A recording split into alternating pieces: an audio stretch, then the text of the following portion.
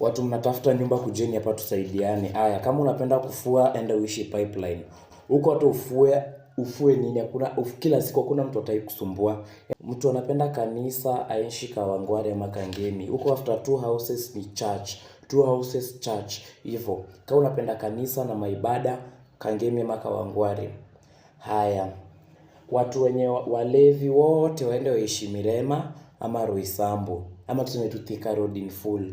Tafuta nyumba Thika Road kawe ni mlevi, usijaribu kusumbuana na watu wa Kawangware na Kangemi. Huko clubs ni kidogo, huko ni kwa makanisa. Haya, watu wanataka chilled life, enda Ngong Road, Kilimani, Kileleshwa ama Lavington.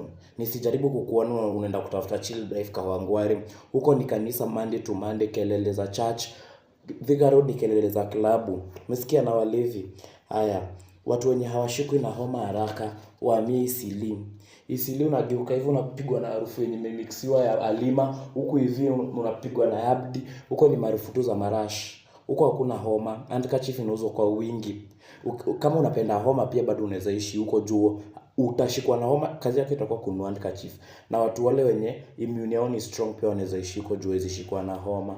Haya, new land owners waende uishi Kibera ama Mathare. Huko unaweza nunua nyumba na 50k. Hiyo ni land yako.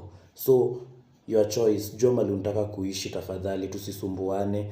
Usiende kuishi mahali hujaalikwa alafu where you